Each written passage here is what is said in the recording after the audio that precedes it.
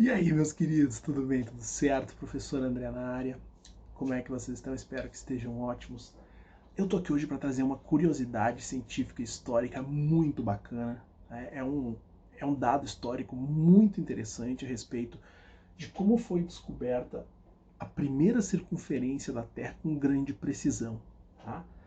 E esse valor da circunferência foi descoberto por um cientista chamado Eratóstenes há mais de 2000 anos atrás. E a gente vai se surpreender com a precisão que esse cara conseguiu chegar há tanto tempo sem grandes tecnologias. Tá?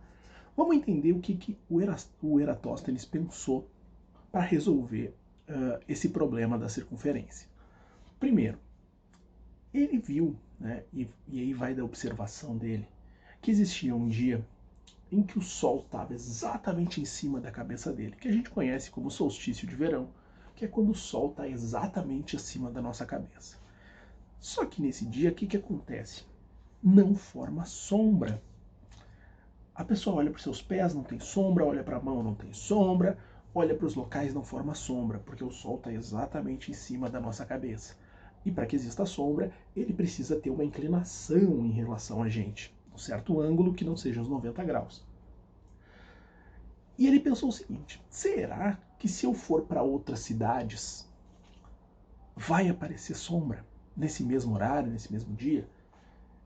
E essa foi a ideia dele: determinar sombra em uma outra cidade.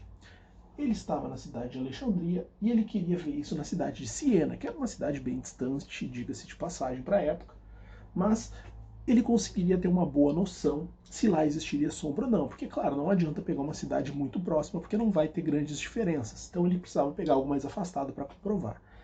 E aí junto vem até outras comprovações, como por exemplo, se a Terra fosse plana, o que ela não é, isso nunca teria dado certo. Por exemplo, imagina que a gente possa colocar estacas de madeira, né, pedaços de madeira cravados no chão para ver a sombra. Se o Sol está exatamente em cima da nossa cabeça e a Terra fosse plana, não formaria sombra em nenhuma cidade, porque não teria nenhum desnível, nenhuma curvatura, então o Sol conseguiria emitir raios com o mesmo ângulo, não formando sombra em nenhum lugar. Só que como a Terra não é plana, a cidade em que ele estava, por exemplo, ela não formava sombra, porém ele percebeu que lá na cidade que ele queria, Siena, formava sombra. Então, botando a estaca de madeira, existia uma sombra formada. E o que ele pensou? E aí entra a matemática genial no meio, que claro, hoje os alunos de ensino médio já conseguem fazer essa mesma relação. Ele percebeu que entre a estaca e a sombra formava um triângulo retângulo, do qual dava para determinar o ângulo, né, entre a estaca e o raio do Sol.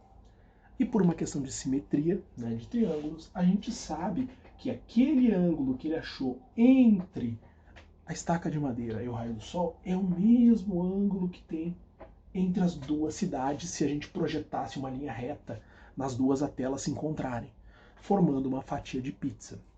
O que ele percebe com isso? Que essa fatia de pizza, que tem esse ângulo que ele conseguiu determinar, ela é uma fatia de todo o planeta. Imaginando então que a Terra seja circular, o que ele achou seria o equivalente a uma fatia. Tá, mas essa fatia tem qual tamanho? Bom, ele determinou e conseguiu descobrir que esse ângulo equivalia a 7,2 graus. Tá? 7,2 graus. Se a Terra tem 360 graus, né, porque ela é circunférica, e essa fatia de pizza tem 7,2 graus, significa que a gente tem 50 dessas fatias ao longo da Terra. Então ele conseguiu achar uma das 50 fatias, que falando matematicamente agora seria meio simples dele pensar em como achar a circunferência, né? Seria pegar o tamanho dessa fatia dessas duas cidades e multiplicar por 50. Ele teria o tamanho de toda a circunferência. Só que vinha um problema logo depois, que é qual a distância entre essas duas cidades, para poder determinar o tamanho dessa fatia de pizza aqui. Pois é, não tem Google Maps, não tem Google Earth, né? Estamos falando há mais de 2000 anos atrás. Como que ele vai determinar o tamanho a distância entre essas duas cidades. Não dava para fazer isso de uma forma simples nem rápida, então ele falou com o rei, e o rei dispôs para ele, né, um grupo ali de pessoas que já faziam essas medições, tá? Que eles mediam as cidades ao redor, que é um grupo conhecido como bematistas, que eram pessoas andarilhas que andavam com passos muito precisos, eles repetiam a passada com os mesmos tamanhos por muitas horas do dia. E essas pessoas fizeram esse percurso de Alexandria até Siena. Não era Siena na época o nome da cidade, se não me engano era Ashua, mas o que eles conseguiram medir foi na época o equivalente a 5.000 estádios, que era a medida da época. Fazendo a transformação para quilômetros hoje, daria o equivalente a 800 quilômetros. Então eles andaram 800 quilômetros fazendo uma medida aí com passadas. Então essa distância, essa fatia de pizza, né, a distância entre as duas cidades teria o equivalente a 800 quilômetros.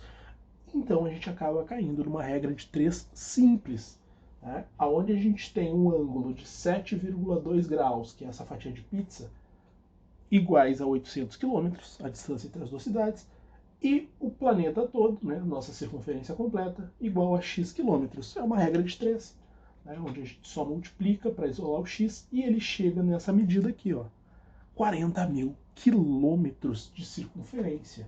Então, esse foi o primeiro valor que a gente obteve com precisão para a circunferência da Terra. Vocês talvez possam estar se perguntando, tá, mas qual é o valor real? Né? Esse é o valor há 2.000 anos atrás, qual é o valor de hoje? Joga no Google aí, escreve circunferência da Terra que tu vai ver que o valor é este aqui, ó.